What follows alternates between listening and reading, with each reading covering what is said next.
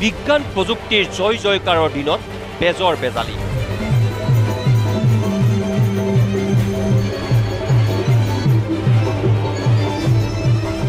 অন্ধবিশ্বাসৰ ভয়ংকৰ ছবি।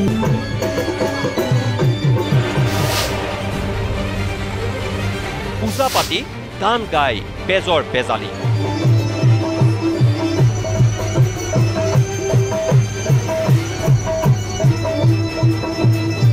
এই দৃশ্য ধুবুৰী জিলাৰ হাতীধুৰাৰ অক্সিগুৰি গাঁৱত। দুদিন ধৰি এই স্থানত চলিছে বেজৰ বেজালি। অন্ধবিশ্বাসৰ বলি হোৱা একাংশই এই দৃশ্য উপভোগ কৰিছে।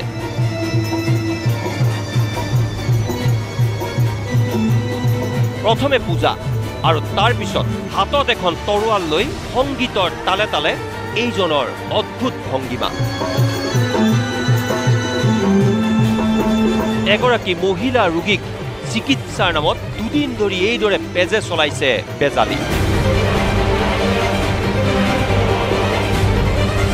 ধুবুৰীৰ বালাজানৰ আশ্ৰাফুল হক নামৰ এই বেজটোৱে চলাইছে বেজালি। বেজৰ অদ্ভুত ভংগিমা চাওক। প্ৰথমে তৰোৱালেৰে চিকিৎসা, তাৰ পিছত গছৰ পাতেৰে চিকিৎসা।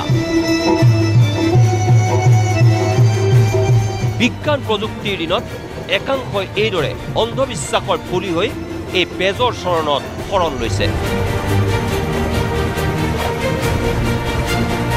আশ্ৰাফুল নামৰ এই বেজটোৰ নেতৃত্বত 10-12 জনীয়া এটা দলে এইদৰেই চলাই গৈছে বেজালি। দুদিন ধৰি এই বেজালি চলোৱাৰ অন্তত বেজ পৰিল আৰক্ষীৰ জালত।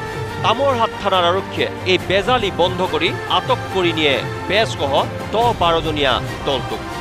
বৰ্তমান চিকিৎসা বিজ্ঞান গোটেই দেশৰ লগতে গোটেই পৃথিৱীত যি ধৰণৰ উন্নত চিকিৎসা বিজ্ঞান আমি দেখা পাই আছোঁ বা বিভিন্ন ধৰণৰ ৰবটৰ মাধ্যমেৰে আজিকালি চিকিৎসা ব্যৱস্থাও উন্নত কৰা হৈছে বুলি আমি দেখা পাইছোঁ।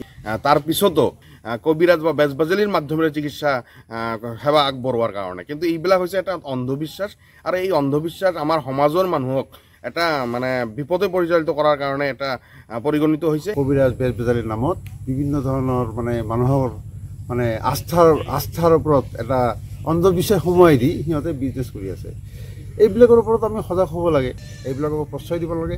য'তে পাওঁ তাৰ পৰা এইবিলাকক ধৰি প্ৰশাসনৰ হাতত দি মানে সমাজখন মানে কুসংস্কাৰৰ মুক্তি কৰিব লাগে।